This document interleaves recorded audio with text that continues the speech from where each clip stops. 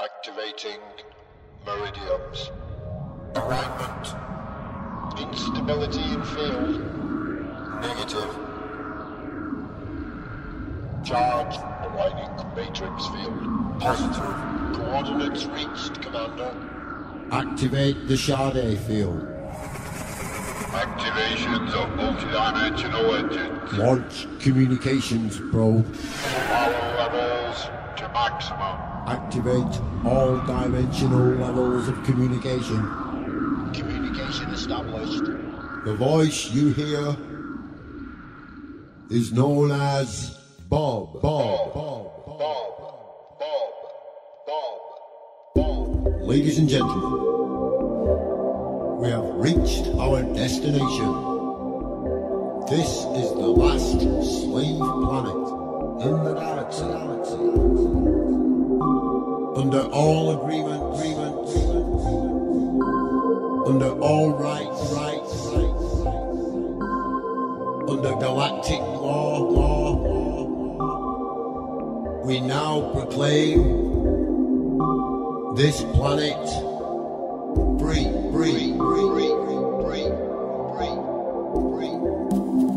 The descension of the true human consciousness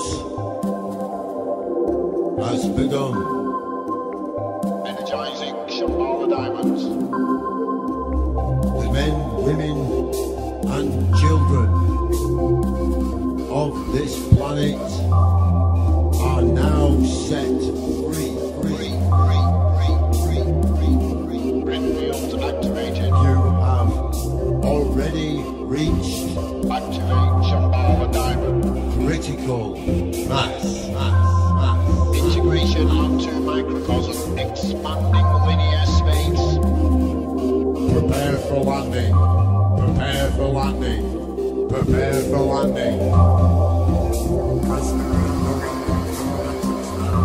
Free space activation. Landing. Caution. All crew members to station. This is the Starship Bob. We are landing.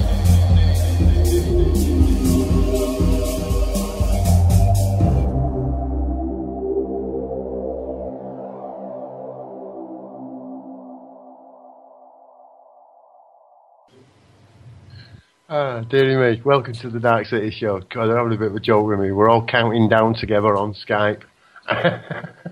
And we were a little bit out. Anyway, I'm absolutely whacked out of my brains today. I got up at 12 o'clock. And I was in a Skype conversation. And I just fell asleep in a Skype conversation. So, yeah, and then I've just done. You've got to have a smoking Rick Simpson show on. You can't not have a smoking Rick show. You've got to. So yeah, I'm a bit lost for a topic this evening. A little bit lost for a topic. I'd just like to say that no one responded to all the rock throwing. Nobody. And I'm going to leave that offer open to them people that can't be asked tuning in live. That still want to go and play with YouTube. So. YouTube.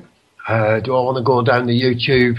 Nah, do heck. No. 420 day's coming, innit? It should be a day of national celebration. Do I want to go on to the 420 day? My mate Nigel today, right, he appeared in a flash mob in Manchester of people wearing bright orange boiler suits, like coveralls. So they were all dressed in bright orange with black hoods on their heads in a demonstration, a flash mob demonstration to shut Guantanamo Bay. So yeah, we could go down that. I like flash mobs, mate. I think they're a great way of doing things. I'm not really into demonstrating to the government. It seems pointless. We went on a demonstration the other day with Uncle Harry. He played the man at Tineman Square. But of course we didn't have a tank in Manchester. We had to make do with a double-decker bus. But he did a great job. He walked slower than everybody else at the back. And yeah, it was all right, but you know, it was an organised demonstration. It just seems kind of somewhat lame, you know. You know, like we're actually going to a demonstration to demonstrate about the actions of the so-called authority, and then the authority are telling us where to demonstrate. I just kind of don't get that. It's a bit weird. So what else have we had? What else have we had happening on the city? Well, the Dark City's kind of a bit at the moment, panting for breath, you know. Stock exchange crashed and Bitcoin was, oh, that's it, and the world ended. I don't know if anybody noticed it. The world's ended in Boston. And that's it now. That's it, you know. There's been international challenge made from North Korea to the United States of America. They're going to take it out with a ping pong tournament. They're having a ping pong ball tournament, I think they call it. That's what they're going to do. They've decided, right? I'm telling you, you get the news here first. You check this out, right? You check this out, right, on the live streams, right? Because we're a live stream, right? United States of America have decided to surrender. They've given up. The United States of America, they've descended. I don't mean the people, of course. I mean, you know, all them courts. Now, the English government, of course, they've legalised cannabis for 420 days. They've actually said that for one day, on Saturday, right, that cannabis is going to be, like, just all right. It's going to be all right, yeah? Just for that day. So you can do whatever you want regarding smoking cannabis on that day. I suggest, right, you all gather around your local police station and try and get them to join in. That's what I actually suggest. But hey, you know, I'm just a crazy man from Manchester. You don't want to listen to anything I'm saying, nor ever taking me seriously at all. Because it is in the case of entertainment, isn't it? That's what we are here. And they call it a truth movement. But hey, truth. I'm sure, you know, I've looked at the truth movement. I'm lost. You know, I'm like, it's just, yeah, right, okay. Sure, it works for a lot of people, but hey, doesn't seem to work for me when the truth really depends upon what we're told by the media, and then we segregate it, chop it up, and then kind of talk about it. It just seems to be a bit crazy in my mind. So, where do you want to go? What do you want to do? Lines are open. The lines are open, of course. They always are. It's a Dark City show. We've been asked as well, what's the difference between the Dark City and the Dark City special? Good point. Good point, right? A Dark City special, we stay on topic, basically. A Dark City show is your show. Talk about whatever you want. Bring up whatever point you want to do. Excuse me. Thank you, Chris. New microphone. I've been told to stop backing away from it. Duh. Right, a Simpson moment. Go! Anyway, your show. That's what I was saying. So I'll say it again. I'll say it again just to make sure that you heard me say it before. It's your show. That means if it says Dark City on the schedule, a Dark City show, it can be whatever you want it to be about. What we do ask for is a basic guideline is no violence or racism. Unless it's in the sheer name of comedy, of course. And then everything goes, doesn't it, really? I mean... and we don't want anyone to take offence from us, you know. I don't want anybody to take an offence, you know. I really don't. You know, if you're a lying, cheating scum, then fuck off. Don't listen. Because you won't like it. You won't like what we're talking about. We're people with solutions. We're people that are prepared to speak from our own experience, you see. Because as far as I'm concerned, that's the nearest you'll ever get to the truth. Your experience, how you experience what we're all collectively experiencing simultaneously at this moment now. Well, it's gone now. But, you know, oh, shit. Somebody grab that moment of now and we'll dissect it and take it back. Look, it's too late. It's too late. Once you start thinking about it, it's gone. No, I'm not saying become a mindless drone. I'm not. Just saying, take a few deep breaths and feel where you're coming from rather than think. You know, give your consciousness a chance. Give it a chance. Give yourself a chance to come up with a viable alternative. Because that's what we do. You know, it doesn't work all the time. Sometimes it's rubbish. It's, you know, we thought, you know, YouTube. Oh, that'd be a great idea, wouldn't it? What? You know, we ended up working for we've ended up, God, you know what I mean? How's it happen? You know, we kind of we don't pretend we know what we're doing. We don't. We're all amateurs. I like that. Don't want to become a professional. I want to be an amateur. I want to do it because I love it, because it's exciting, because it's fun, because it's an adventure, because it's different. I suppose that ain't it for everyone. I suppose some people like the mundane, you know, what I call mundane. To them, it must be exciting. It must be really great. It must be really great. And I suppose it is. I live that life. I live the life of an illusion where I'd accept being abused. Didn't even recognise it. God, when you wake up from all that and you see it going on all around you, it kind of rips you apart. You know, if anybody ever says to me about waking up, I say, don't bother. You know, don't bother, really. Forget it. Just forget it. You know, you've got to live your own truth. You've got to walk your own path, you know. It's like, well, you don't want to. It's hard work. It really is. Does it have its rewards? Of course it does. Look at us, we're here, we're doing it. We're doing it. We can poke his finger at everybody. Not in a nasty, because remember, right, even if you are one of them lying, cheating bags of scum, we've already forgiven you. Because we were all once there once. We all were. We were there. We were confused and upset. Abused. Abusers. We've all been there. You know, it's like, who's the victim? Everyone. Let's get it out of his heads. Let's stop living that. You know? Let's celebrate it. Let's celebrate it. Is it hard work? No. No, it's not really hard work then. Once you get into that mode and you're really kind of buzzed up about what you're doing, it just flies.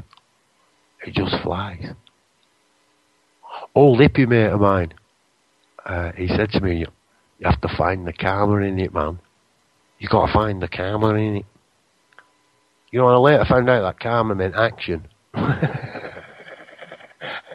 You got to find the action in it. And it was pertaining to mundane work, you know, factory work, mundane. Some of the things we have to do to serve our masters, eh? It ain't too bad in the West, I suppose. It really isn't. And my mind keeps flicking to, like, you know, the end of the world's happening in Boston. And that just bag of fear that just shot out from it. Terrible atrocity, you know. I'm not trying to belittle that. You know, there's some sick people out there that still think killing people is going to make a difference. You know, just have a look at history. He's never done anything.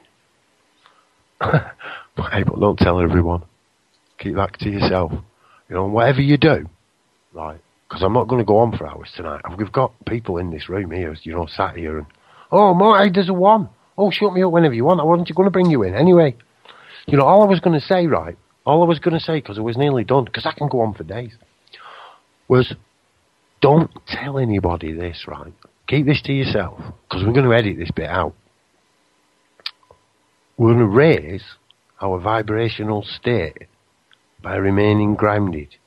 We'll stay as grounded as you can, right? But we're going to raise our vibrational state simultaneously, okay, to change world events. That's what we're going to do. Well, actually, we did it. We actually did it last Thursday, and I'm telling you about it now, but it kind of takes ego and fear a while to get their head round the constant, you see.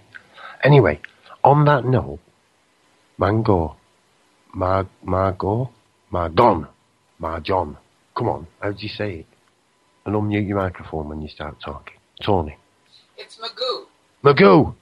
Yeah. I don't want to say Magoo. Magoo's a cartoon character. I want to say that I was in a cult for 30 years, and I did wake up, and it was really scary. It's the Church of Scientology, and I literally didn't believe they did the shit that they do. And when I woke up, I literally escaped out, and I was chased across the country, and the Tampa police got me out of the Tampa airport. So for anybody that is in an abusive cult or abusive relationship, my message is to look, to you know, walk across the street and look and hear what other people have to say. Because you're right. You know, it's like, it's so easy to just pretend that everything's fine and your life is great. And, you know, like you can talk to Scientologists and everything is just perfect. And it is. It really is in their life. That's why I call it The Truman Show.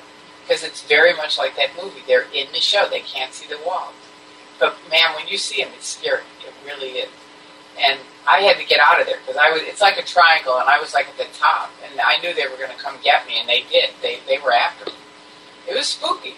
But anyway, I got out, and you can go to Torry, Torry, MAGOO 44, and I've made over 500 videos telling people about the dark side. So there you go. That's all I wanted to say. That you can wake up, and whatever you're in, and it's pretty exciting once you do wake up from something and step out. That's it. It's great. It is. It's true. It's great, and it's true. And I've seen some of your videos. They're really quite... Thank you. Go and look at them. Yes. Yeah. Yes, I did. I sat there at first, and you almost had me.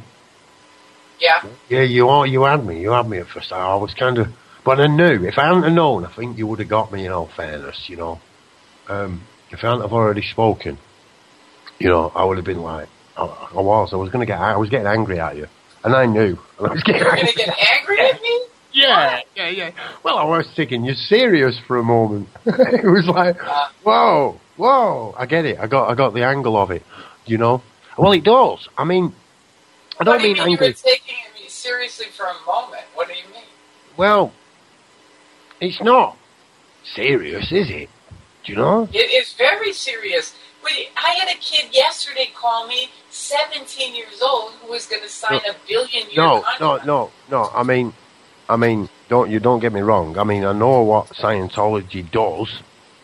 You see what I mean? And I know what these are. I mean, there's much bigger cults than Scientology, aren't there? I mean, any group that creates a division within humanity or within the family that we all are here. You know, it's like, where do we draw the line? You know, there's some a lot more dangerous than others. You know, I'm not saying it's not serious in that sense. Of course, people can get pulled into it, but once you get out of it, on the side you're stood on, and then you're not scared of them anymore. Yeah, they might chase you. They might do something to you, but you know, you can't take these people serious anymore. You know, it's a joke. I mean, I know it's not a joke when you're there. I mean, when you'll actually realise a lot of people are terrified of the banks. They're terrified of the banks, they're terrified of the governments, they're terrified of the church, you know, they're terrified of the international ping pong ball tournament that's coming up between America and North Korea. They're terrified! No, not a ping pong tournament! Do you know? They are. I mean, whatever situation you're in, when you're trapped in fear, or you've been capped and you've been manipulated by energies, basically, and you get out of it, yeah, it's like the cosmic joke, so... Yeah, fear is a very, very tricky thing, and a very, you know, it's a bad manipulative thing that all kinds of different groups use to really work over people and keep them in their own shows. You know, it's weird you say that, right? They don't... Because of what? You know, that they use... It's just weird. Not you're weird, right? Just... That you know, we say that it's fear, and we do. I mean, I've done it myself. All the people use fear to manipulate us, and you know, you get into these groups and they get you with fear, and before you know it, but they don't actually say to you, or maybe they do. But you know, they don't. Yeah, they do in Scientology. You get declared suppressive. I lost all my friends overnight. All my friends, 30-year friends, and my husband of 27 years. You don't think that's fucking fear?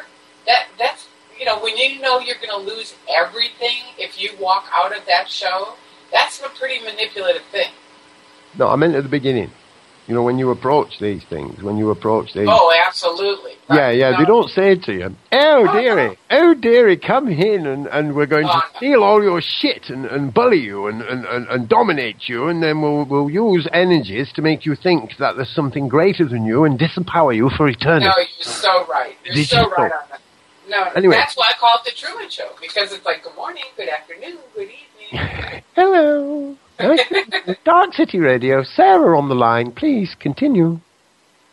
Hello. Well, I just wanted to say about people, once you wake up and you realise that you are in an abusive situation, an abusive relationship or whatever it is, or a cult, the sooner you get out of there, the better. The sooner you get out of there and start building your new life and putting things together, the better, because there's always a reason or always an excuse to carry on staying where you are.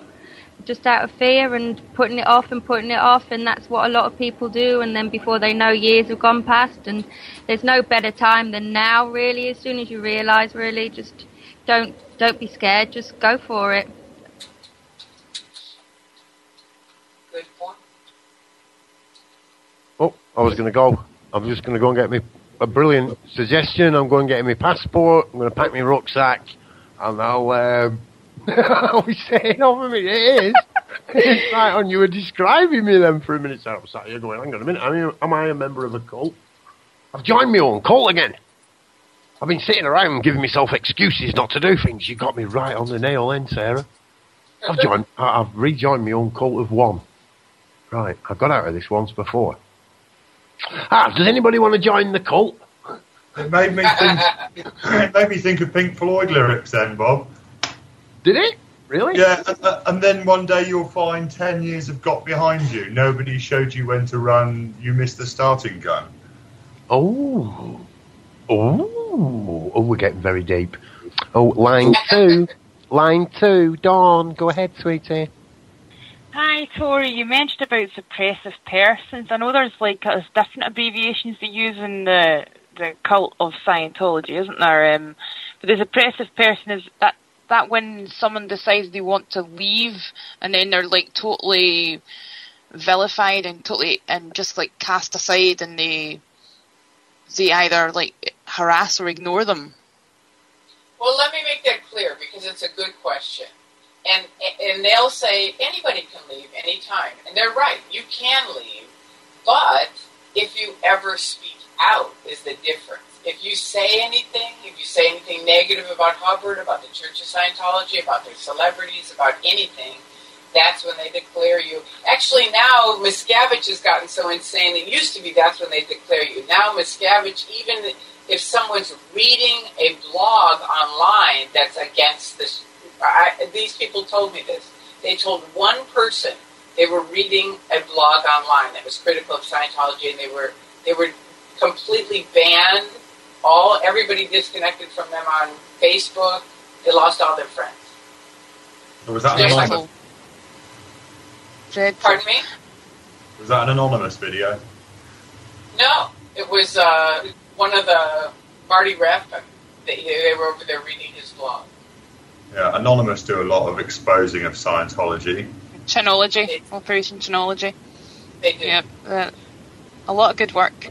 And even with the Dublin offlines, I mean, yourself, I think you were there, weren't you, Tori? You were at the Dublin offlines, is that right? Yes, I was. It was wonderful. Was Pete Griffiths, who I had on the other night, and I actually met you through Pete, which was quite cool. Yeah, actually, the connection there is with Pete. Met Shimzoid. Well, Shimzoid's my friend, and he actually introduced me to Pete. So through Shimzoid, I've met all these wonderful, interesting people, and now we've been able to bring them on the radio. It's fantastic. It is fantastic, and it's really cool, Dawn, because it's like you and I and all these people today. What we're doing, they can't do. See, and they don't get networking. Which is what you're talking about. You met them through these people, and thus now we're in touch, and we're doing this show. Whereas they can't do that. They have to go up lines and get it okayed, and they can't talk to anybody, and blah, blah, blah. People, this is the one thing I will say. People say all the time, I would never do that. And I say to them, I would never do that either, which is what Bob was pointing out. If they said the shit that they do in the beginning, no one would do it. But they don't do it like that. They get you in, it's like the fish on a hook. Yeah. I like you. You got my point. That's a rarity. Go on, Don. Yeah, I really wanted to say, it's really cool to be in this position. I've just met you the other day, and then just seeing you, it just happened so fast. Seeing you sign on Skype, and you were doing the Darkcity show tonight. I thought, yeah, I'm going to ask Magoo. She's kind of said to me that she wants to come on at some point anyway, so I thought, well, I'm just going to ask you, sort it, and see if you would come on, and you just said, yeah, you jumped in, and I was like, awesome, so I pulled you in. I've asked a couple other people as well. I don't know if they'll be able to show up or not, because it's very short notice, but it was fantastic that you were able to come. Well, thank you for inviting me. I appreciate it. Oh, you're welcome to come on anytime. Right, So, oh, excuse me, I didn't know if I'm on or not. I'm getting Chris saying, Mike, I don't know what I've done. What have I done wrong, Chris? I don't know. I didn't know you were trying to speak. No, I think I must.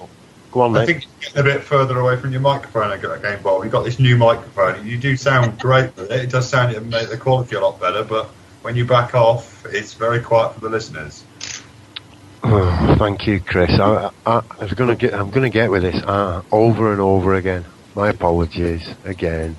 Go and sit in my sad corner now. Now, just so you know, Bob, I can hear you fine.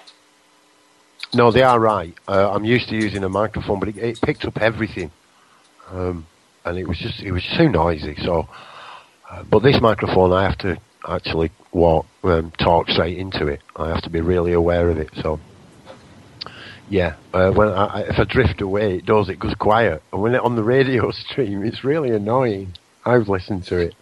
So if you can get really close up, then you can do a whisper. And it still stays loud. It's lovely. But, yeah, I have to remember if I start shouting, I have to back off a little bit when I'm getting all agitated. Because I do get agitated quite a lot. So it's helping. It's really helping me with my focus when I'm speaking. Yeah, it really is. It's weird.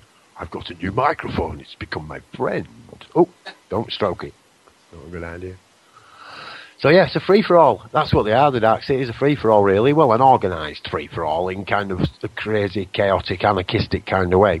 It's like we were looking at Spain, northern Spain today. I was going to harp on about this a bit on Rick's show, but we didn't kind of get there. And different societies and communities. It's what kind of started noticing that, separatist movements and countries inside countries which aren't the countries that they're in. They're an independent country inside that country. It's like, what? What? How ignorant am I? What's all this new stuff I'm learning? So I think it's easy to get duped, me. I think the hard bit is to accept that you've been duped. You've been tricked, you've been conned. They never tell you. Well, actually, we did. When we opened up the Darkcity, we said, don't come. You don't want to be in here. Get away. You don't want to. It's hard. It's hard work. You don't want to do it. This is about grounding yourself, focusing on yourself, where your own physical words become your living affirmation and you create your own reality around you. Don't do it. Stay away. It's different. Don't come to Darkcity. Don't come. And it just didn't work. Somebody told me about reverse logic with children and stuff, and I thought, I must have missed that, man, I must have missed it. So yeah, it's really good, man. I like it. I'm having a good time with it. It is difficult. It is hard. People have said, like, how'd you manage to do it? All the hours and stuff. Well, it's because we're a great team. That's why. Then we get people like you turning up. And that's great. We enjoy doing it, don't we? And we had some great people just turn up. And it's been brilliant, though, Chris. In the short term, we've been here. Yeah, Dawn.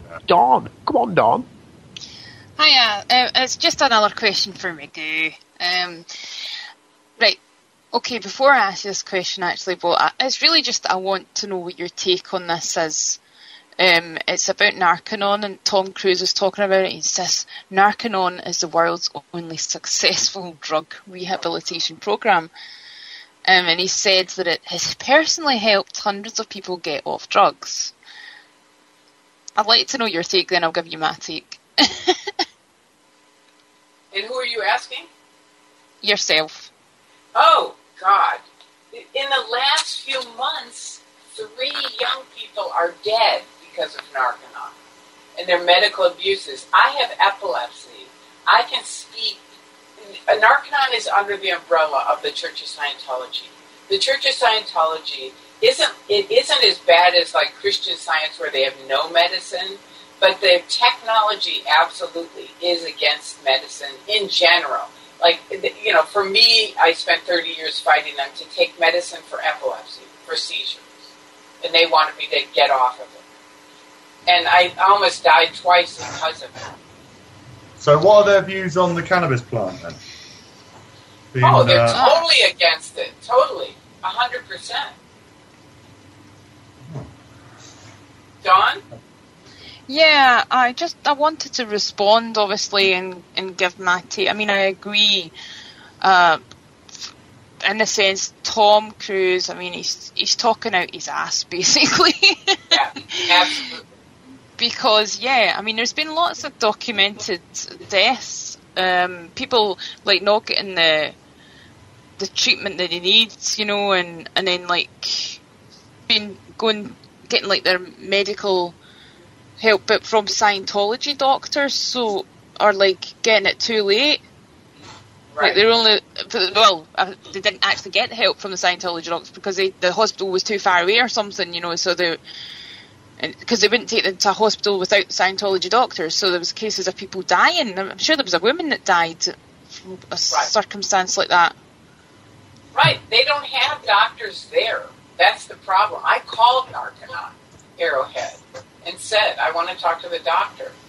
We helped get 4 people out of Narconon with my Facebook site alone, with a bunch of people that did that.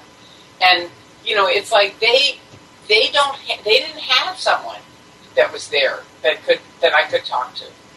And that's the scary thing. Parents put their kids there thinking it's a good group and reading these lines of, everything, it helped me get off drugs. Please do your research. Find out where you're putting your child. Because when they're, for these kids that are dead, they're gone. They're dead. It's too late. I know another kid, I did a radio show. The father paid thousands of dollars to Narconon to help his kid. The kid said one bad thing against Hubbard. They packed him up, put him in a motel with $50, and this was an underage kid.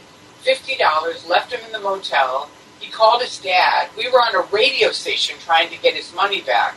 And Narconon tries to say they have nothing to do with the Church of Scientology. Well, guess who showed up to that radio station?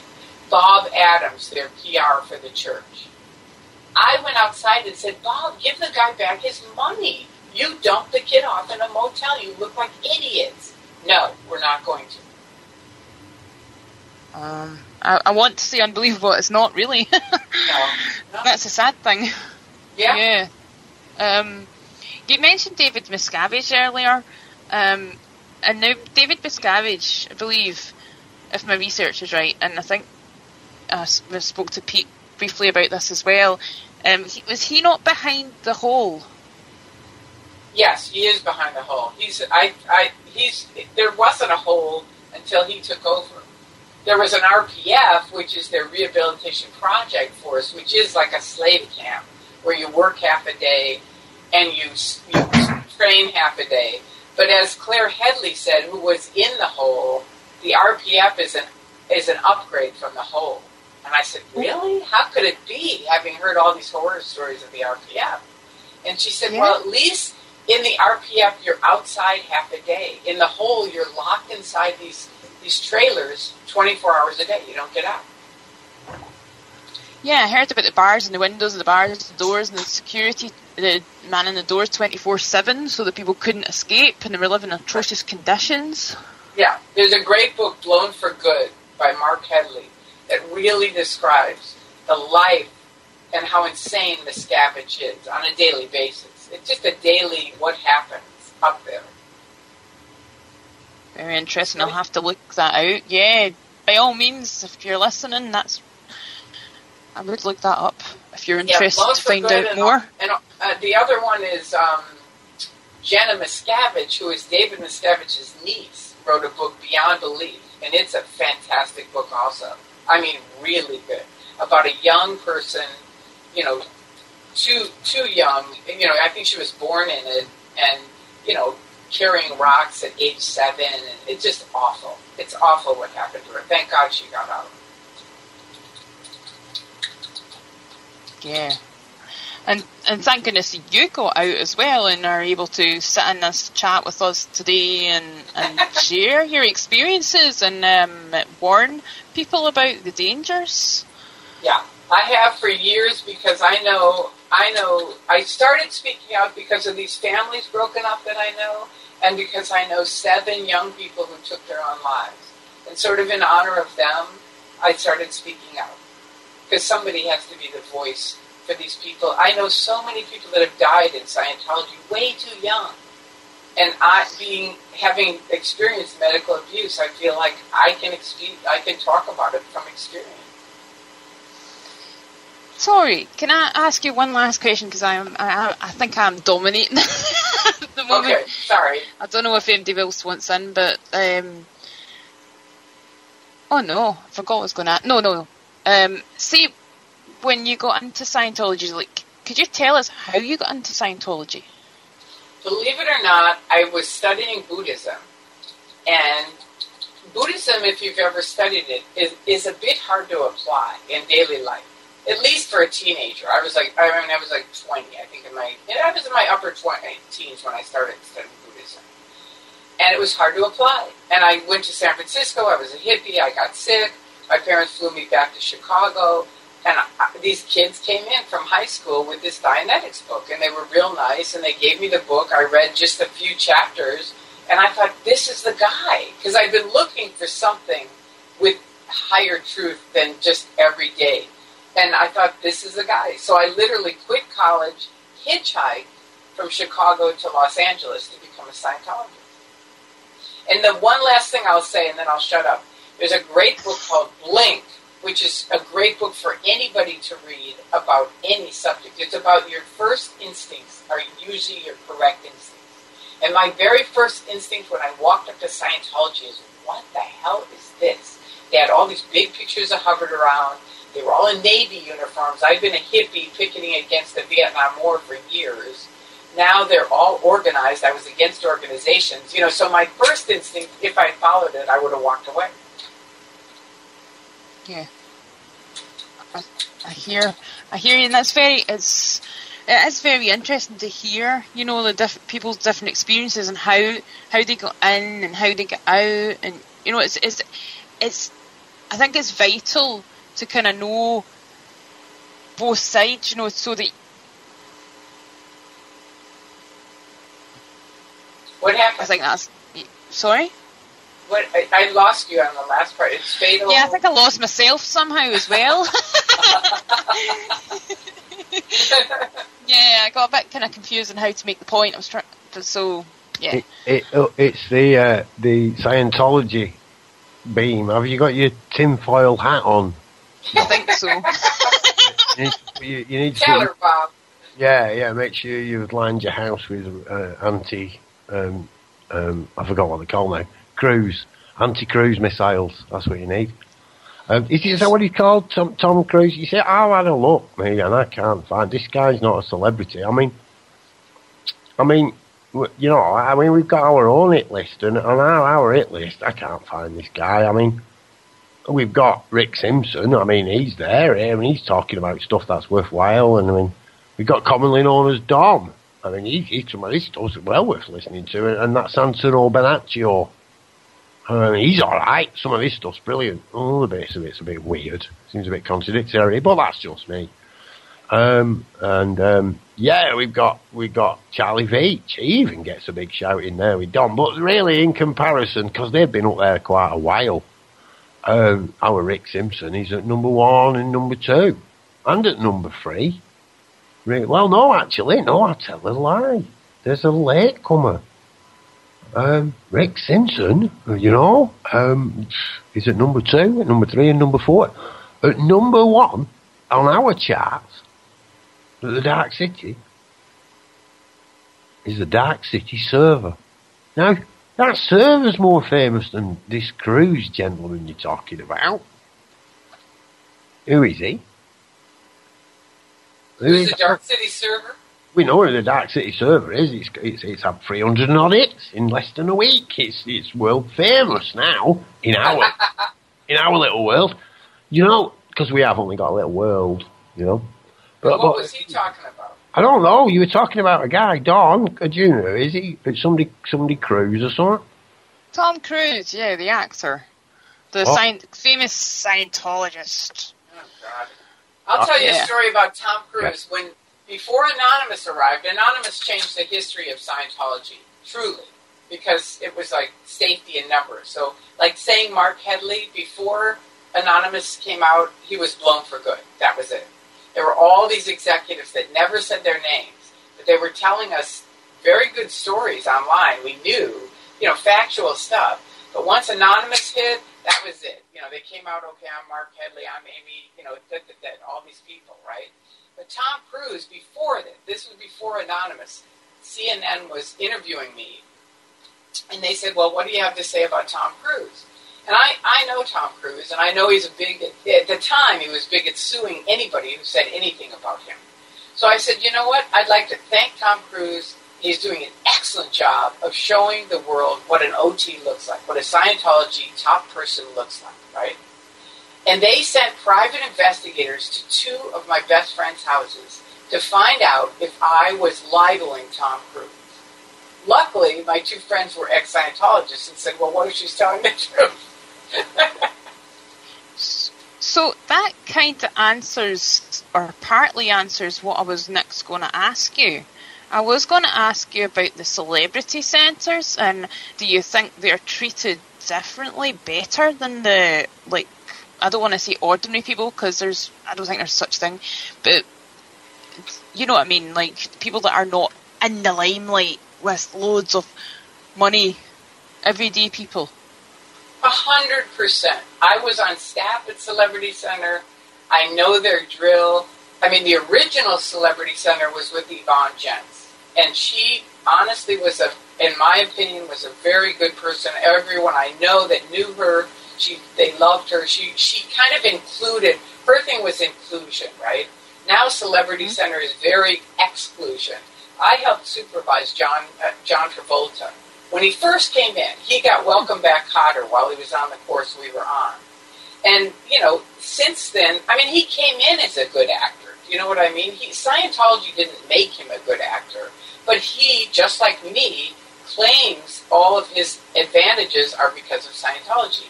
My mom said to me, Tori, because I said, well, this is because of Scientology. She said, no, it isn't. You're just growing up. That's all it is. And that's what happens when you grow up. You get better at things. You get more experience. You get a little wiser. That's all that's happened. Nothing else. And you know what? She was right. She was. And it's the same with Travolta. I'm sure he says, oh, this is because of Scientology.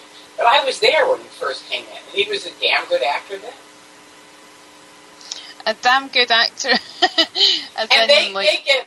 Well, sorry to cut you off, but just to finish your thing, yes, they absolutely get special treatment. The big celebrities have their own entrance, which the vice president of Scientology showed me, their own parking lot, their own entrance. They have their own stairway up to their own course room and their own special supervisors. So they can get in and out without anybody ever seeing them. Did he come across as being false to you, as in acting in that sense? Or did he come across as being, how did he come across as being to you? No. Is he crazy? John Travolta Travolta's a really nice guy. I will say that to this day. I went to a preview he had a year ago, and he came and gave me a hug. He's a really nice guy. He is. Right. Is he crazy? And the fact that he's staying in Scientology isn't too brilliant. But I wouldn't say he's crazy. I'd say he's part of a mind control cult, and, so he's staying. So he's kind of, what's the word? He's not really, he must be getting something out of it to stay in it. Apparently so. I'll tell you a couple of things about John Travolta that I haven't really said online, but I'm going to say them here. I love John Travolta, but I made a video, after his son died, I made a video to John Travolta saying, step up to the fucking plate, man. Because I knew his kid had autism when I was in, and I knew he had autism when his kid died. And he was lying about it and saying, and he eventually did admit he had autism. But that kind of thing, he needs to step up to the plate and communicate about it. Because, and the other thing is, he's gay. Okay, he's bisexual because he has a wife and kids. But his choice is mainly men. And that's been acknowledged by a lot of his friends that know him very, very well. But he needs to step up to the plate and let other people know. Because he's in a totally homophobic religion, quote-unquote, cult business, because you have to pay for every level. And kids, in the meantime, have died, killed themselves because they are gay. And if they knew he might have saved some lives. And I'm sick of hiding for him. So I'm telling you, this is the first time I've said it online, but that's it. He is. And he needs to step up to the plate. You heard it here first. Darkcity Radio. There you go. There you go. Exclusive by Tori Magoo. I know. And, you can laugh about it, but honestly and truthfully, my view is if I save one person's life, that's worth it. I don't give a shit. I've had so many people do different things about me, but if one, every single day somebody will write me and say, thank you. And people even who turned against me wrote me and said, you know what, we realized we were being run by OSA, and we are sorry for what we did to you. And, it takes some courage to speak out. It does. But it's definitely worth it.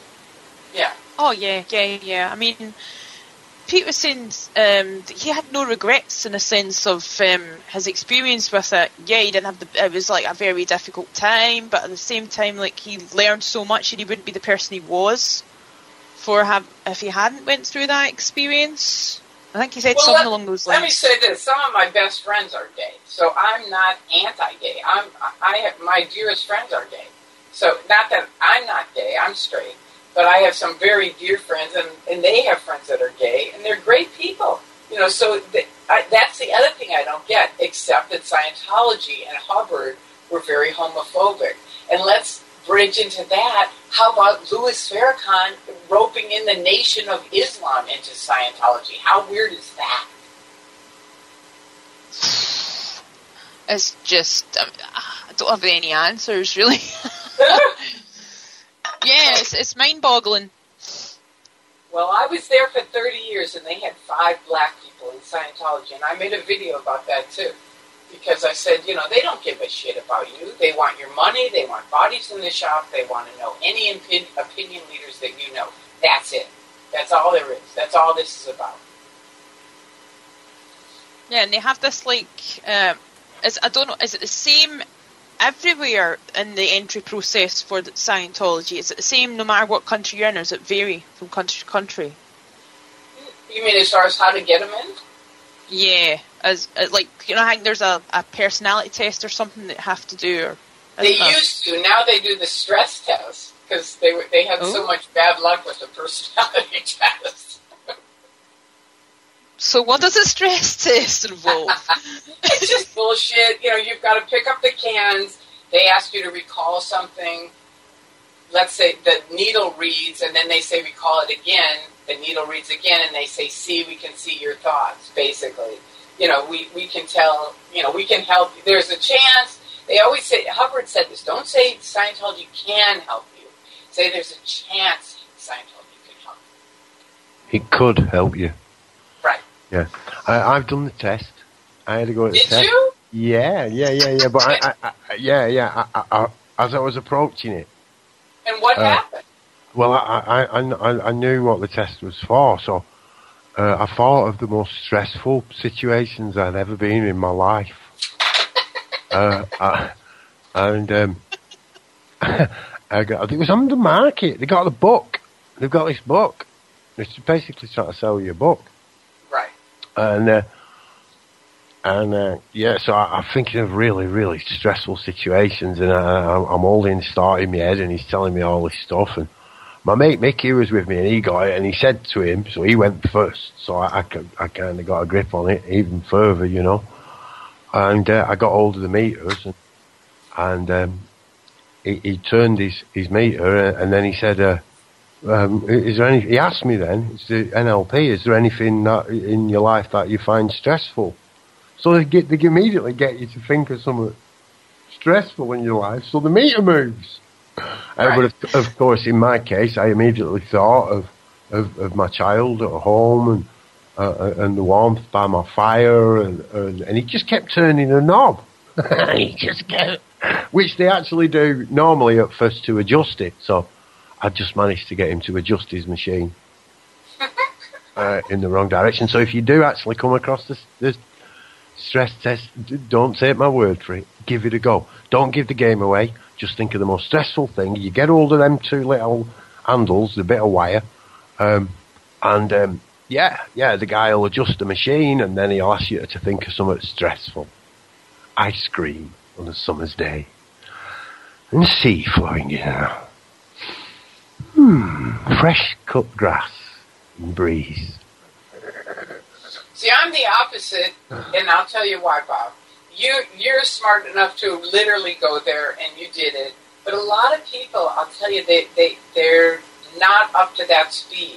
And they go and try it, and Scientology is very good at roping people in. They find your button, quote unquote, what they can push, and you react. And then they go, see, you're reacting. We could fix that. And a lot of people, they get suckered in on it, I'm telling you. And I always say, your mother said, don't play with fire. And Scientology is absolutely burning fire, especially in the beginning. No, I don't dispute that. These kind of structures, and it's not just Scientology. The government does exactly the same thing. Exactly. All religious main organisations do the same thing. You get ostracised. The black sheep. People, just because they have changing ideology. And I mean, it's all about that. It's all about seeing things from another angle and change. And you're like I say, you've got a brilliant story. I always want to hear people's own stories, mate. It's like, the details and stuff. It's great. You've lived. Yeah. You lived it. You're coming from there. For you, that wasn't for you. I suspect that it isn't for anybody. Nobody really wants to disempower themselves. In all fairness, what have you got? You've got some actor, I think they call him, somebody who pretends on television or on theatre. I don't know if they do theatre. Theatre performance is quite difficult to achieve, right. Especially a good performance where the audience is actually feeling the emotion and the energy of the actual performance. It takes some doing. Well, theatre, believe it or not, for theatre and music were the two things that helped me wake up. A big lot. Oh, really? Yeah. Because music can get underneath walls.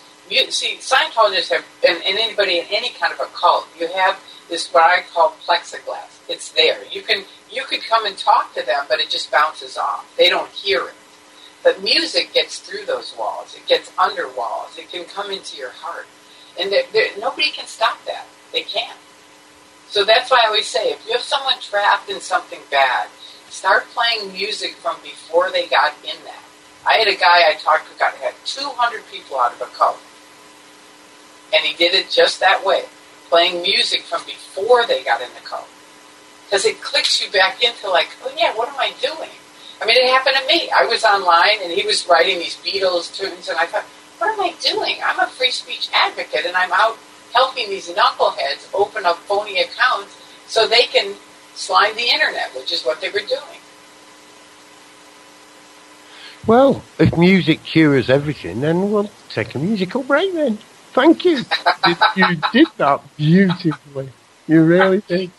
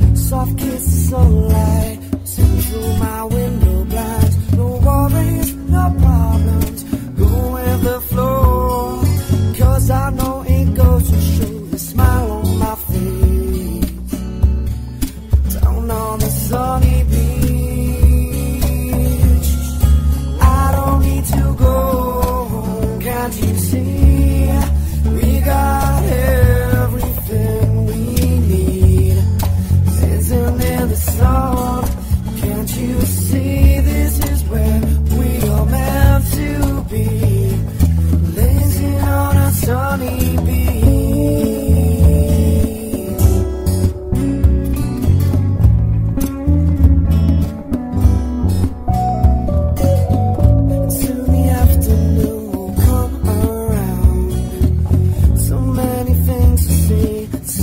soothing sounds. No troubles, no trauma, just smile and good vibes.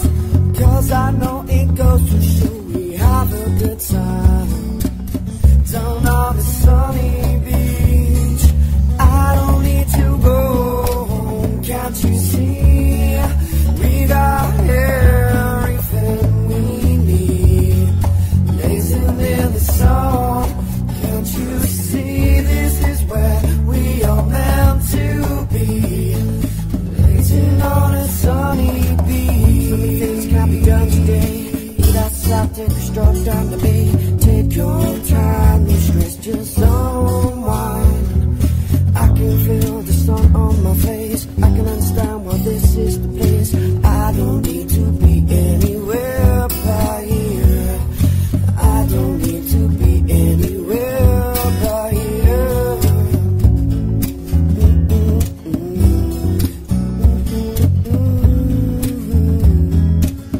Down on the sunny beach.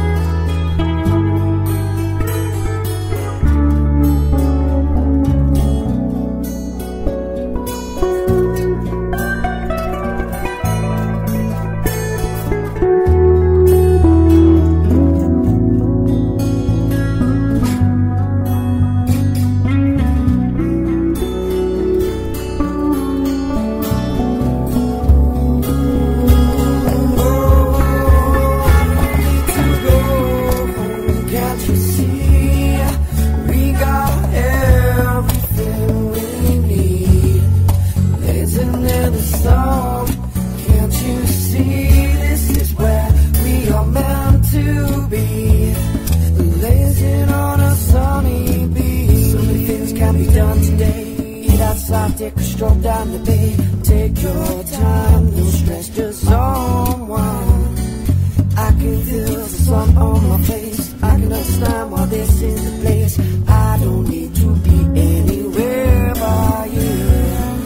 I don't need to be anywhere by you.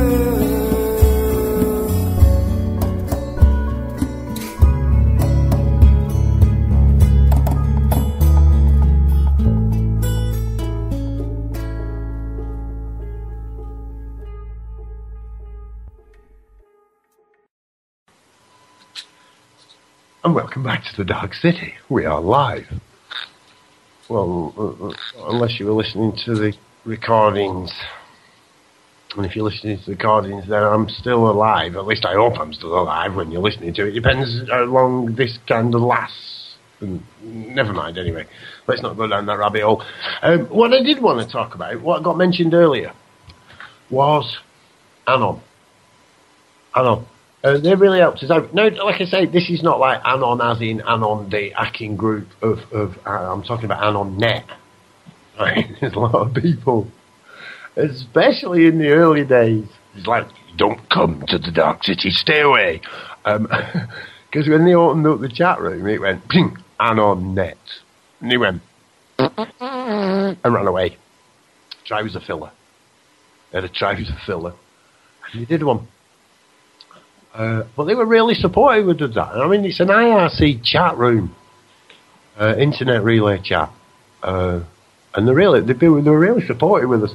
Now look at that. This isn't a group of people in the sense that they're all sat round together and we go in and say we are Dark City Radio, and they go we are a hacking team. We will build you. It's not like that.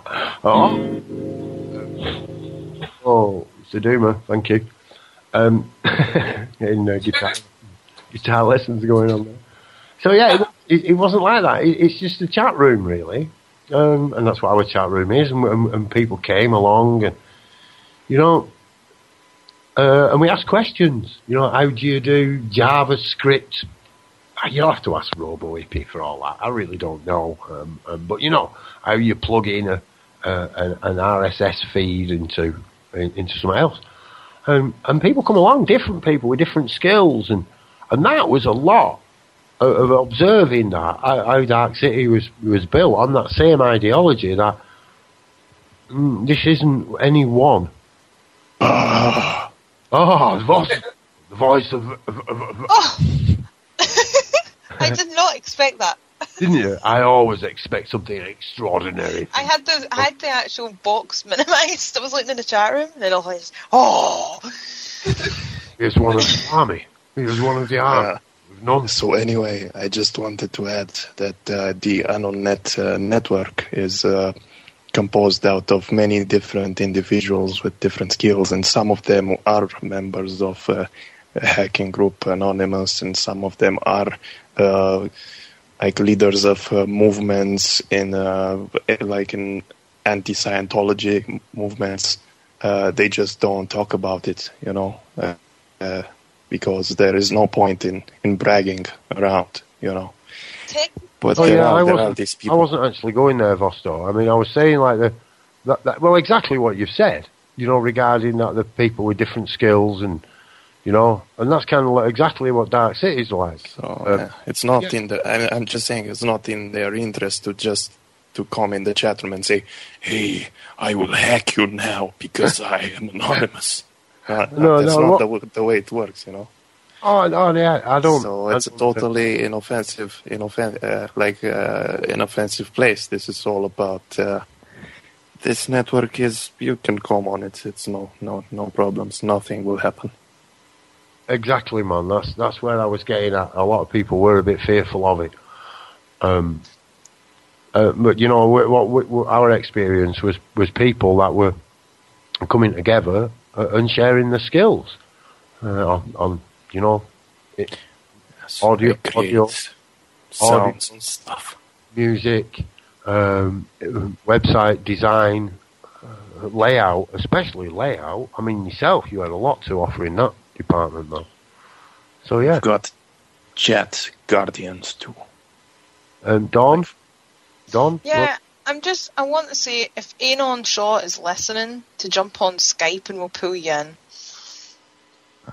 Anon Shaw. Anyways, that is what I wanted to say. I will leave now. Okay. Bye-bye, Foster. He has left the building. Elvis. Yes, isn't it? Summons. That was my first line when I left Scientology. Magoo left the building. I posted it on the internet, not having no clue what the internet was, and having no clue how many people were seeing it. I thought it was like, maybe 100 people would see it. But I was wrong. That's the beauty of the internet. It brings people from all over the world together, from all walks of life. I know. So many people have helped me. I can't thank them enough. I mean, there was a group when I first was chased across the country, and this group, they were up in Seattle, and they would write me every day, because a lot of people all over around the world attacked me when I left. They kept saying, I made 4,000 posts in 4 weeks, and they kept saying, as soon as you wake up, Magoo, we'll be here to catch you. Well, then I wake up and announce Magoo left the building, and they all attacked me and said, she's Osa, don't trust her, blah, blah, blah. And I had like one friend for 24 hours, which was Andreas, who runs xenu.net, xenu.net. And then these other people helped me, Bob Minton, Stacey Brooks, Jesse Prince. And they helped me get out. But a lot of people were against me. Now I forgot what I was talking about. Yeah, you brought up xenu.net. That's an excellent site, an excellent resource for information about, just basically exposing Scientology. And, it's really thorough. And it even has, the letters that, Lafayette Ron Hubbard, L. Ron Hubbard, the founder of Scientology, has his letters that he wrote to the board, it was the American Board of Psychiatry, asking for their help because he didn't deem himself to be stable. He done that a few times, didn't he? He was pleading for them to take him in. Scientologists don't know. Oh yeah. No. I was more saying that for those that don't have the same experience that you've had. People that haven't been involved in it, that aren't aware. No, it's a great website for that. It has tons of information. and Andreas is out of Norway, and he's an amazing person. I mean, I can't say enough about him. He's a really great guy. And another great website is zenutv.com, which is Mark Bunker's site. And that has a lot of videos on it, which is really cool. I'll throw them up in the chat. Oh, I think I spelled that wrong, actually. Zenu, as in Xenu, isn't it? Yeah, I put it on there. It's on there in the chat. So you scroll down. Oh, right, okay. Yeah, those are the two things. Wait, I can't see you in the chat. What's your name in the chat? You can, Magoo. All right, which chat are you in? I'm talking about Skype. Oh, you're talking about Skype, right? I'm actually looking in the chat room for the Darkcity Radio. It's on darkcityradio.com, and you click the live chat link, and it takes you into the chat room. So I'm actually in there. The radio's actually got its own chat room. Okay, now where's that? The chat room. I'm in Dark City Radio. Is the chat thing on the right? See, just before I explain that to you, Jupiter is asking, Dawn, is there any connection with Scientology and Urantia? I don't know. I'm not sure what that is. Urantia group. So it's more for you, Magoo, to answer that. Sorry, Tori. What is Urantia? Urantia is a group. Hang on. Peter, can you tell us what Urantia is? Because none of us are familiar with what it is. I don't know, he's not responded yet. The book Urantia. Alright, we'll come back to it. Give you a chance to explain. It is claimed to have been written by an alien. Google it. Alright, okay. Okay. No. My guess is no. It doesn't. Right. There you go. Yes. But the actual OT3 information is on Xenu.net in the handwritten, and they'll claim it isn't, but that is what it is. Oh yeah, I wanted to ask you. See, I never got a chance. I don't think I got the chance to ask Pete this other night about the levels in the Scientology, the OT levels. Could you explain what they are exactly? How they work? Okay, first of all, I got to explain just a little bit, which was in Dianetics, which is Hubbard's original thing in 1950. It says you can become a clear, which means you can clear all the bad things out of your reactive mind. He said you have an analytical mind and a reactive mind. So you have to realize he put into your head you have that reactive mind. After you've spent months, years, trying to get rid of this reactive mind and be clear, the end product of that, all that stuff, all the counseling is, you know what, Dawn? I think I'm just creating my own reactive mind. Bingo. They send you to the examiner. Would you like to attest to clear? And you're literally like, wait a minute, what did I say that finally got me to be clear?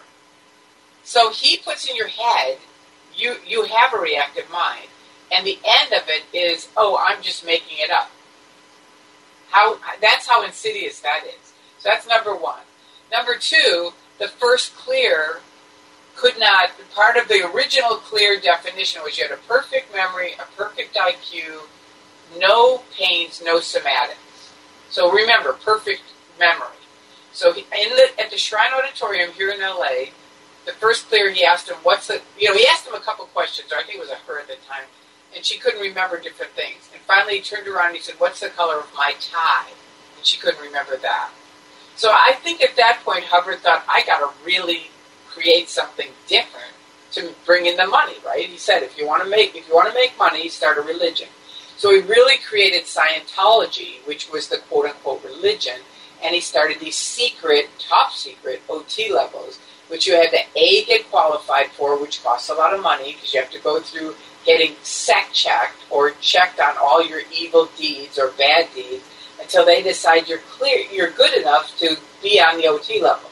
You're not a media, you're not a journalist, you're not, the government.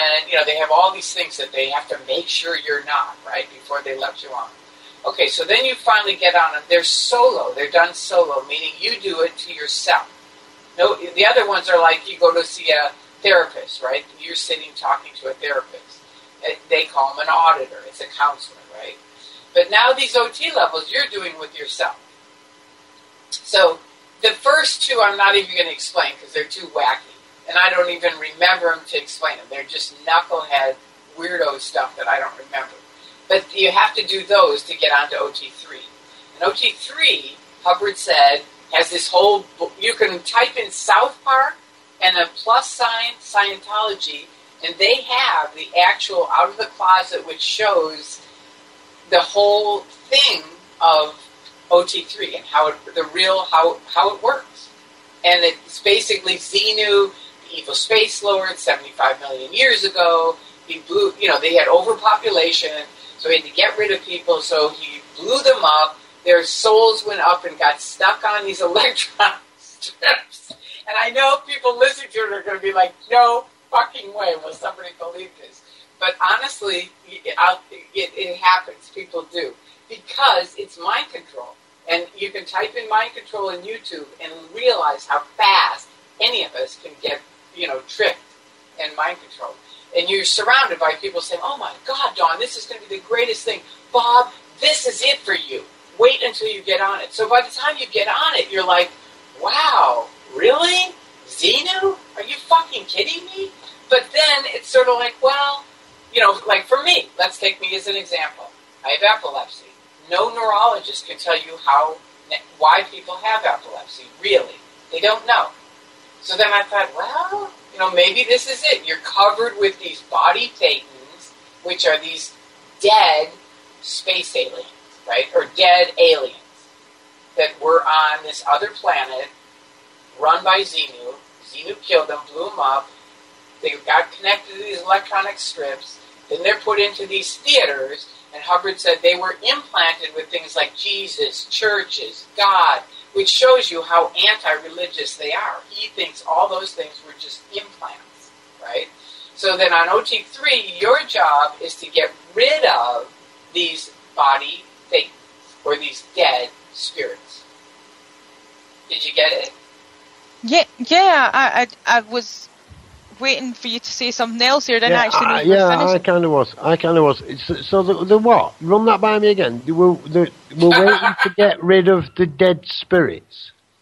Well, any of your problems, and all of us have some problems, whatever it is, whether it's physical, mental, spiritual, we feel crummy, we have a bad time with relationships, with money, with whatever.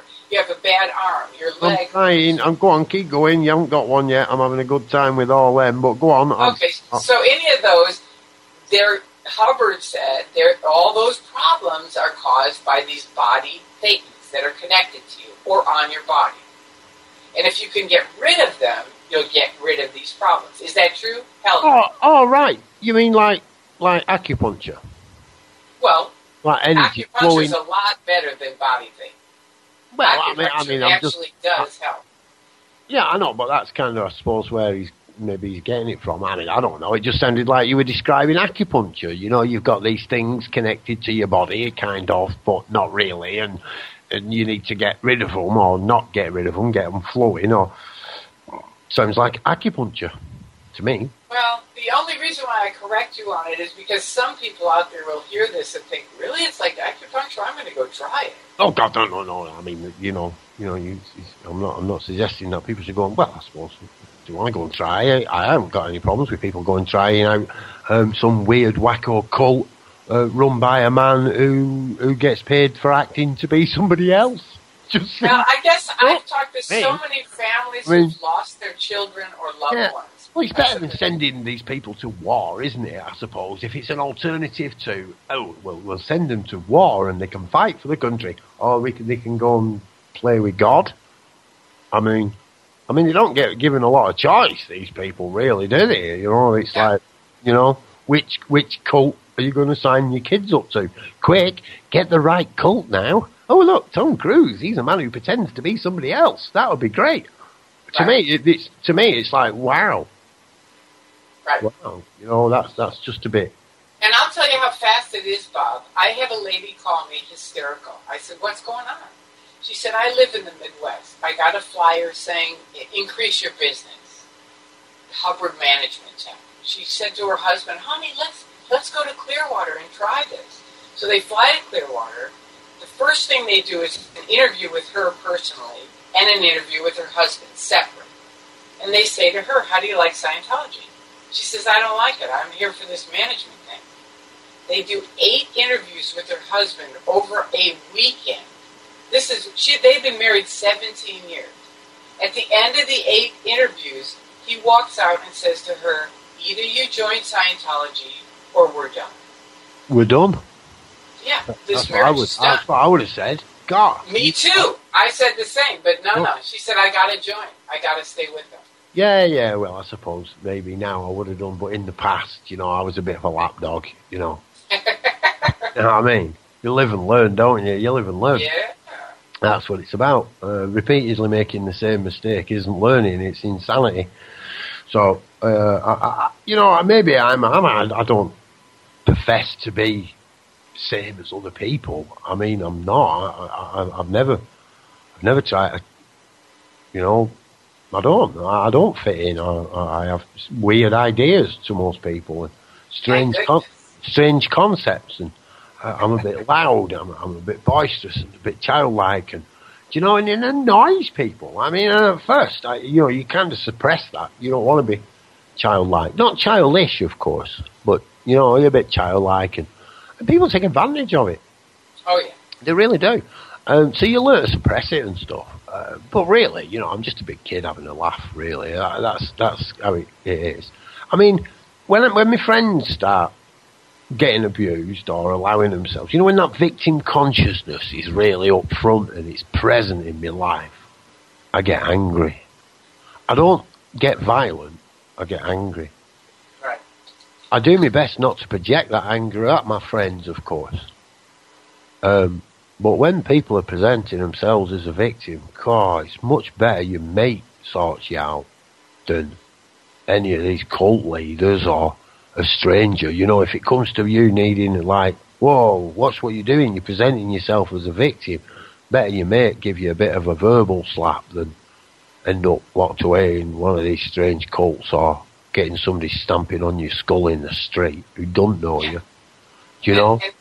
But I don't condole it. I don't condole that at all, I mean, really, at the end of it, I suppose real compassion is to let them do it, Oh, I'm like, you can do it. It's just make sure my thing is don't believe me. Go look on the internet, listen, learn from other people. There's tons of facts out there that people can make up their own mind. I mean, you're dead right. Have you ever actually looked at things like marriage certificate and the marriage vows and things like that?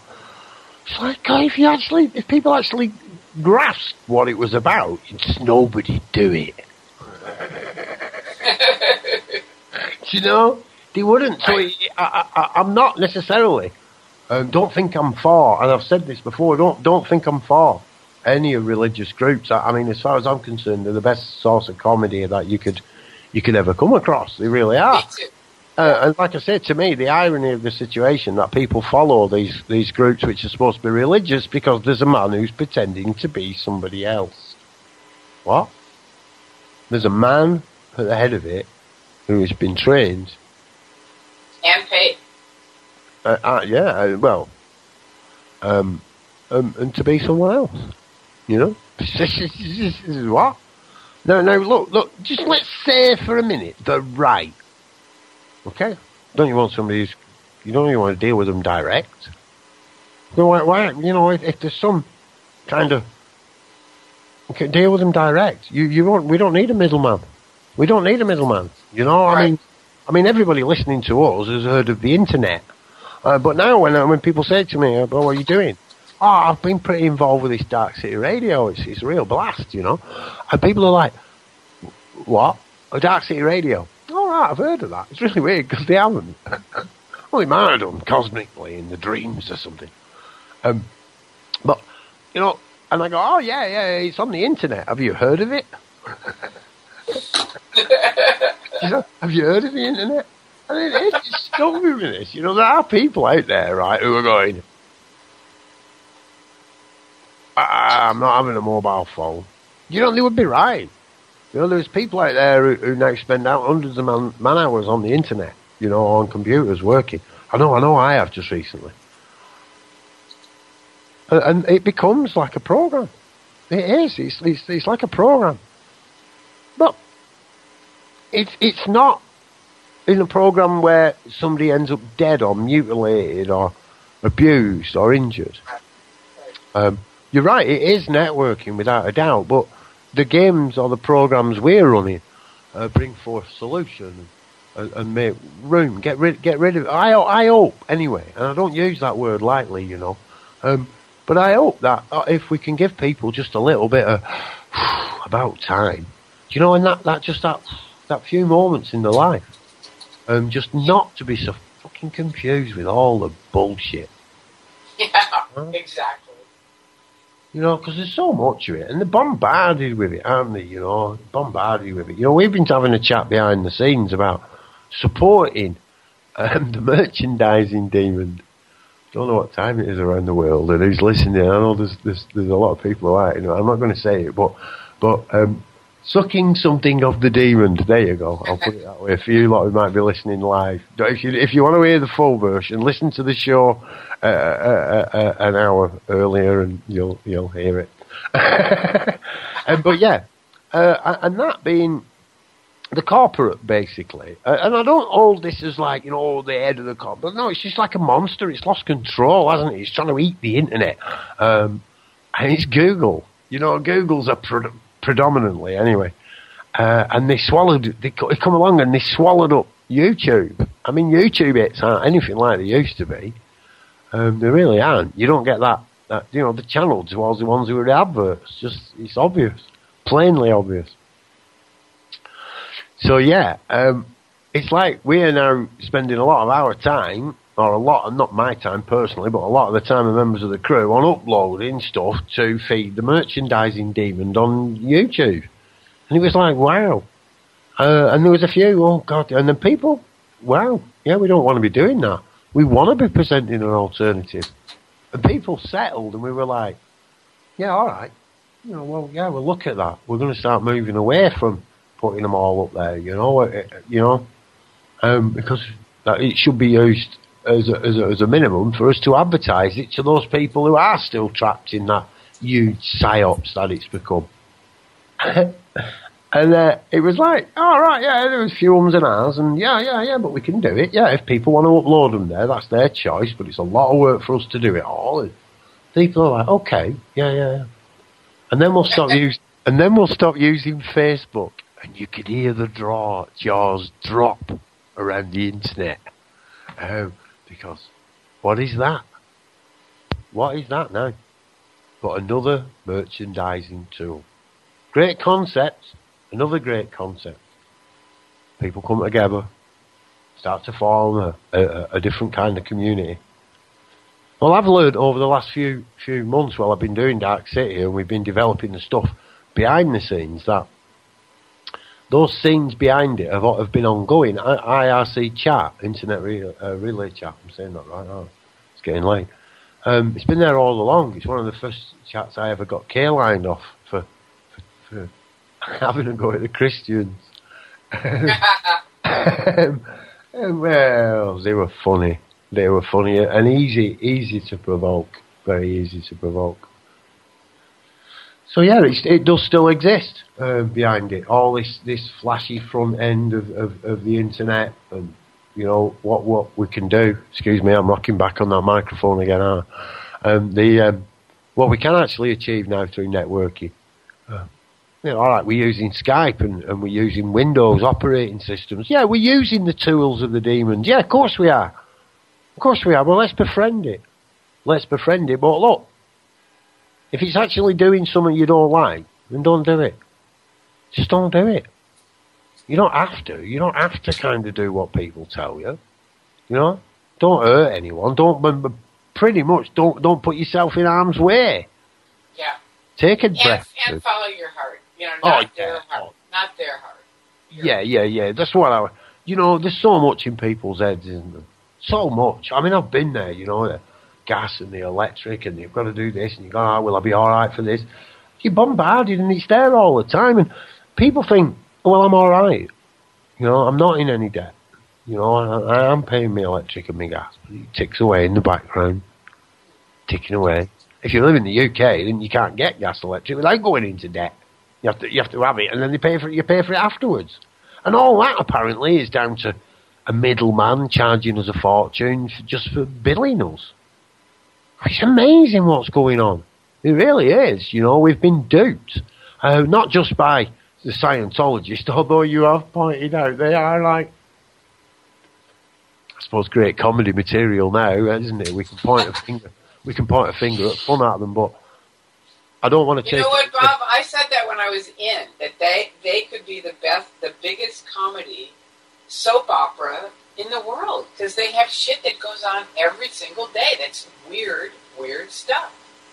Did you not realise that television became reality in about 1983? Right. Yeah. And now people watch that and think that's what life is. I mean, prior to that, which is a bit stranger, it was science. You'd never think that television would take out science, would you? And before that, it was religion. Yeah, true. And we just gone on from one to another of soap operas. Well, I'll tell you, I do want to mention one thing to young people if they're watching your show. Because Scientology goes after young people a lot. If you watch their ads, there are all these young people that are so happy and they're doing so great, and my life is so much better because of Scientology and Narconon, this and that. And the truth of the matter is, I'll tell you two stories. Young kids called me shaking. They said they were outside, and one of them was in Clearwater, Florida. He said, I saw your videos, I want out. He joined their Sea Org. He said, I want out. I said, okay, who do you know? Family, friends? He said, I don't know anybody. I'm cut off from everybody. And, really trying to get him to find anybody he couldn't. And I said, how old are you? And he said, I'm 21. And I said, okay, I'm going to tell you my advice. You can do whatever you want, but this is my advice. If I was your age and I was in this position you're in, start walking. It's a beautiful country. You can get across it. You'll start remembering your friends and family, which he did. He called me 2 days later. I'm on my way, right? So that was one of the kids. And the other kid was in Las Vegas, and he was in the Sea Org with Scientology. And he was very young. And he called me, and he said, I want to get out. I'm really scared. I got to go back in and get my stuff. And I said, no, don't go back and get your stuff. They'll get you, and you'll never get out. So I said, who do you know? He said, the only guy I know is my dad. I haven't talked to him in 10 years. I said, good, call your dad. So he called his dad. Now listen to what happened. His dad is in the South. He calls the guy in Las Vegas, a friend, and says, my son's coming to your house, help him. The son goes over to the house in Las Vegas. By the time he gets there, Scientology's already tracked him. And I'm laughing because somebody wrote potty. Sorry, because I'm swearing. All right, so they'd already tracked him, and the guy comes to the door. He's a Christian, and he comes to the door with a shotgun and a knife and says, get the hell off my lawn, you're from the devil. So if you're a young person, do not join Scientology. That's my recommendation, because it's very easy to get in, it seems very cool, and it ends up being awful, and it's really hard to get out. There you go. Yeah. And yes, I have a potty mouth because of being in Scientology. They swear like sailors. I mean, they've gone on a toilet break. Oh, they did? Oh, is that what she meant? Oh, I thought she meant I was swearing. We're not supposed to mention it because it's very embarrassing. Oh, okay, all right. But we won't. We'll just pretend it never came up. Well, it did. It matched in anyway, though, because they won't know. The listeners will know. Well, the person in question won't. And the listeners will know that if you're in Scientology, that's why we swear like that, because they do too. So yeah, there we have another little bit of advice we give to anyone that is thinking, well, obviously I don't dispute what you're saying, don't get into it, go and do something else, it's all a big wide world out of there, but also don't drink your own urine and don't smoke crack. Exactly. Yeah, I mean, but people do end up doing such things. It's you know, we've They do. yes, And we've Narconon won't get you out of it. yeah. It seems to me it's it really is a crazy thing. But like you say, that's looking at it from the outside. You know, I've been duped myself. I've been duped. I don't think I'm immune. Don't think I'm immune. Susan, did you go? Right? Yeah, good morning, Magoo. Good morning, everybody. Hi, darling. I'm from Australia. I was going to ask you a question. You started to discuss the levels. You said there were 3 levels. One is the clear, then you get to the second level, and then you get to the third level. I've come in on the end of the conversation, so I don't know if you've already discussed this. But can I slip one more question in? And also, do you find that they are looking for a particular mindset to assist them in their mind games that they're playing? No. I'll tell you, first of all, there aren't just 3 levels. There's 8 levels altogether. I talked about clear and then the first 3 of the OT levels. There's OT 1, 2, 3, 4, 5, 6, 7, 8. And I was up to 7. And my husband was 8 and was a complete wreck after 8. But as far as looking for a mindset, excuse me, I've spoken with academics, more than one, who studied cults. And they say, honestly, anybody can get stuck in a cult if you're at the wrong place at the wrong time. That's it. It's not really a particular, people think, well, it's somebody who's a loser or you're this. Their view is that actually most people in cults have higher IQs. They're looking for that's why they're looking for something more. That's why they get stuck in these cults. When I got in, they were really smart people. They were really cool. A lot of people left college to join Scientology. Big mistake. I can't say it enough. Get trained in something you love because you're going to work for a long time in your life. I'm 65. And if I knew at all how long I was going to work, I thought I was going to be an auditor. So that was my mistake because you don't make any money as an auditor. So don't try that at all.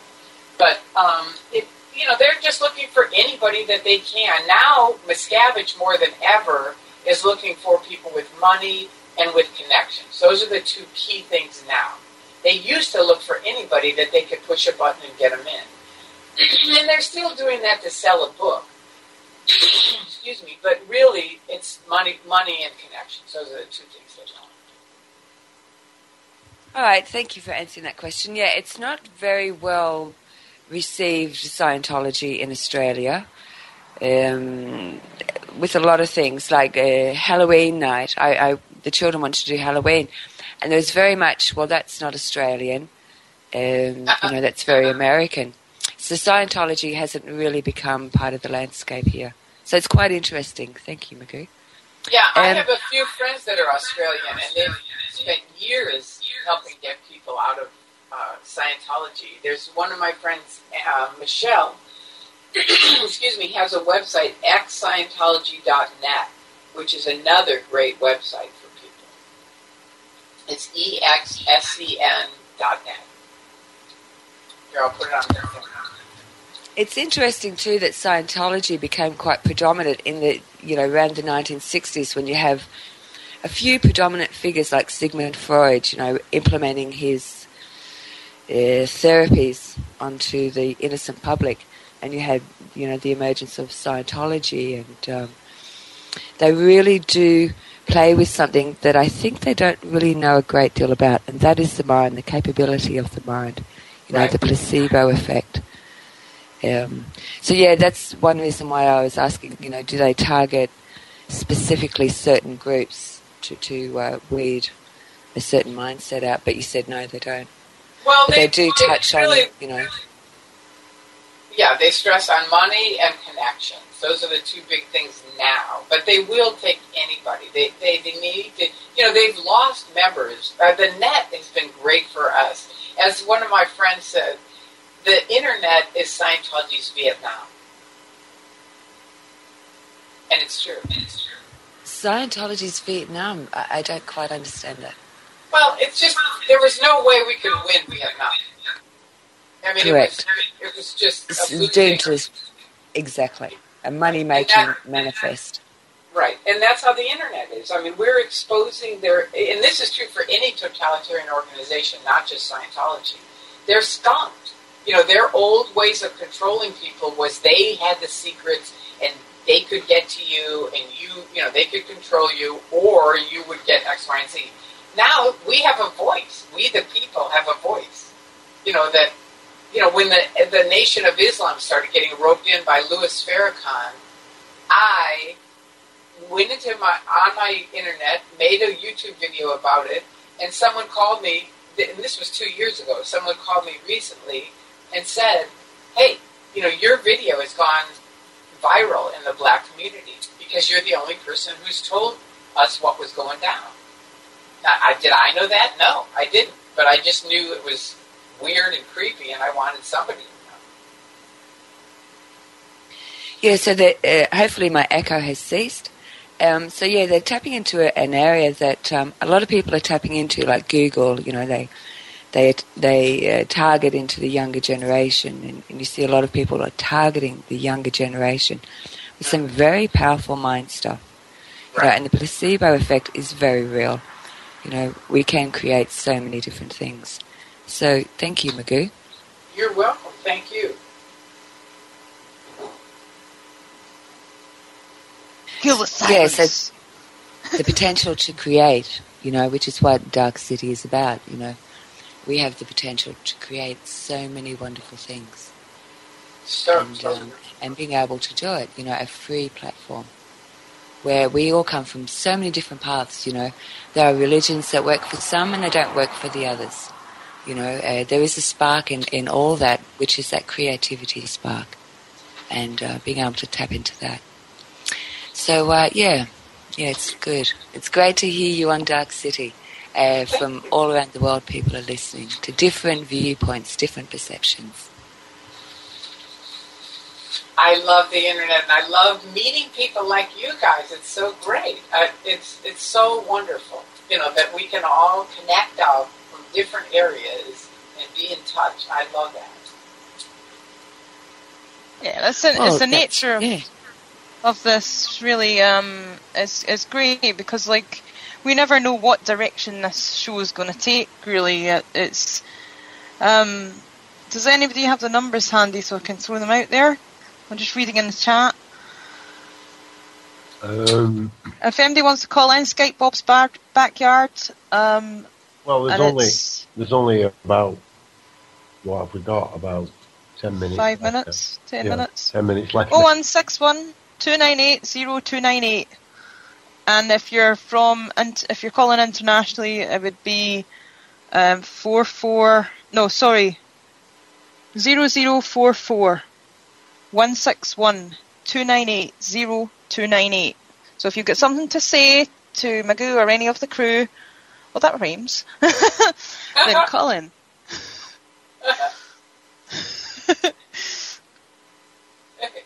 Do I have any funny stories? Did someone ask Yeah. them? Oh, God, I got a ton of funny stories. I could be here all day. All right, then. I don't know where you'd want me to start, but yeah, I have a lot of funny stories. But I'd have to think about it for a minute. In which area are you thinking of? Scientology. Scientology. Scientology, by the nature of Scientology, is funny. I mean, it really is. You're hooked up to this machine, holding these cans. I mean, in the old days when we got in, they were soup cans. They were real cans that you went and bought, like Campbell's soup, and took off the thing. Magoo, do you get a piece of string with your can? I'm sorry. Yes. Continue. You do. And so now you're hooked up to these cans. Now dig this. In the old days, somebody thought, now wait a minute, these are too thick for my hands. So they went and bought asparagus cans. And those were like this super hip cans. And everybody overnight went and got asparagus cans. And now we were like, they're really hip Scientologists because we had asparagus cans. Oh, Magoo, this is funny. Thank you. I I know, it's just on and on these weirdo things that just, I wouldn't even know where to start. But I know every single day something would happen and I'd go, oh my God. I mean, I remember Tom Cruise coming out. I was there. I was at Flag when he came out. And he was like, before then it was like, Tom Cruise is a Scientologist, don't say another word about it. Don't tell anybody. That's it. He's here. Don't talk about it. Right? And then one day, it was a mandatory event, everybody at Flag, everybody had to be there. So we all go, we're sitting there, all of a sudden out comes Tom Cruise, right? Hey, I'm a Scientologist, and I'm a trained auditor, and if I can get trained, you can get trained. And I was way in, I was a real true believer, and I'm telling you, we all walked out, and I said, you know what, somebody handled that guy. Somebody definitely. Because it was like he was no longer Tom Cruise. Now he was Tom Cruise, the Scientologist. Well, that's right. It's a mind fest. There's a lot of things that people don't quite understand, haven't been acknowledged, and we have the potential to create. So right. I hear what you're saying, Magoo. Behind the humour and the funny stories, there's this very serious business going on. But one more funny story, Magoo, please. I love the string can story. I'll remember asparagus and giggle. Thank you. Well, let's see. Oh, God. I have to think about it. That's a good one, though. That's a good question. I mean, okay, here's another one. They changed the meter. Okay, this is a funny story, but the meter has a dial, right? And the needle moves. And their original, and for years, the needle would just move a little bit. If, let's say you have a win or you feel better, it would kind of float. That's what they called it, an FN. It's a floating needle, right? And Hubbard had a thing, are you waiting for the meter to play Dixie? Meaning, which is a American song, right? Meaning, don't just stare at the meter. Listen to the person. You know, if Susan says, I feel better, look at her face. If she's brighter, if she feels better, that's it. Call it an FN. Look at the meter, glance at it. There you go. But don't stare at the meter. That was the whole message for 20, 25 years. Now Miscavige takes over. They changed the definition of FN to where it has to go back and forth, right? Like 3 times. Are you there? Is anybody there? Yep. Okay. All right. Yeah. Go, Magoo. So I haven't gotten to the funny part yet. But I had to grill you on that. So now none of us like this. It's really fucked up. So now I'm out. Clearwater's very humid. So I'm out auditing. I'm doing my solo auditing on OT7, which is me and myself and these BTs, right? These body things, right?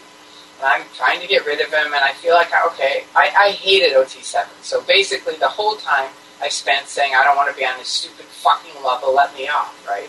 And then I'd have to do a correction list to correct why I didn't want to be on OT7. It's just a nightmare. It's like a living nightmare, literally. Okay, so I finally go to the examiner and I say, okay, I had a good session. I feel good, right?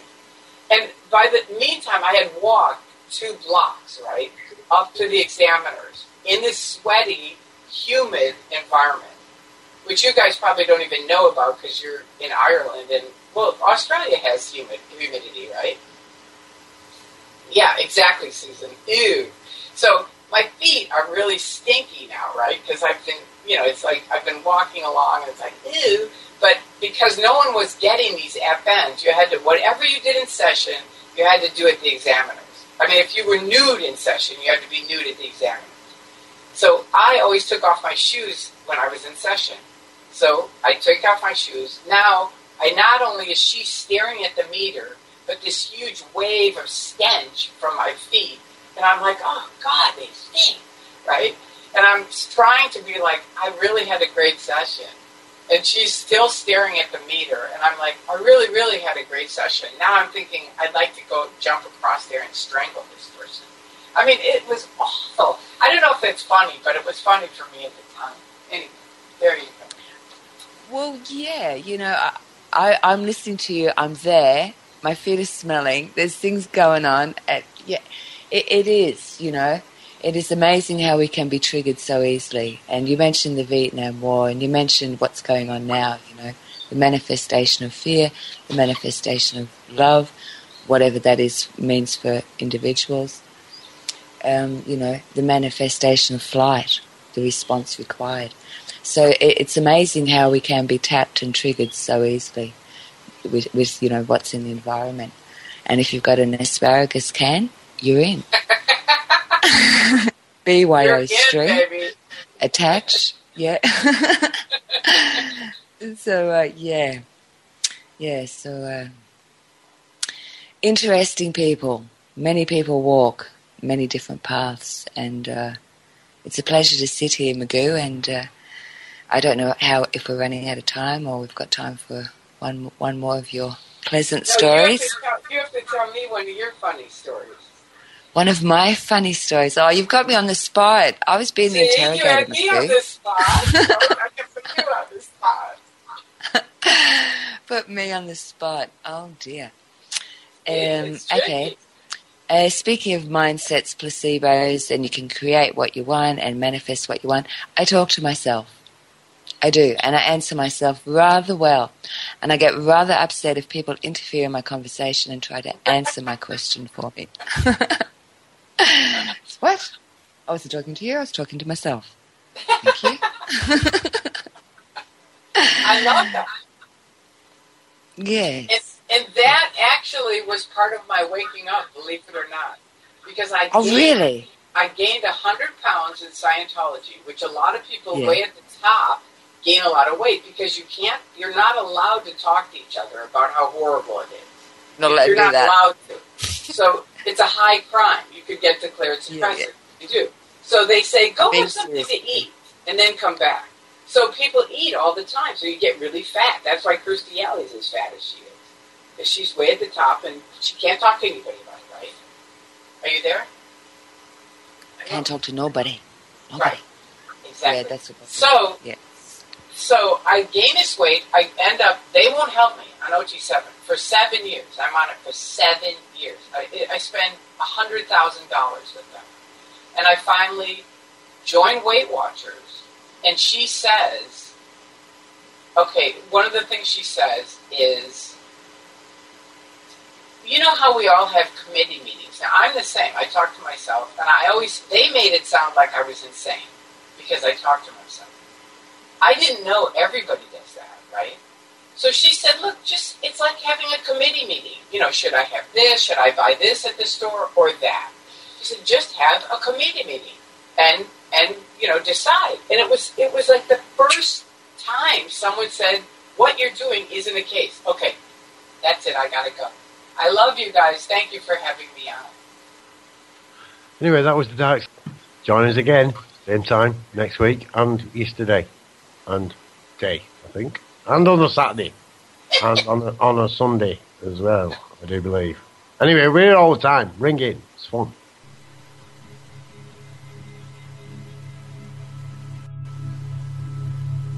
Sure.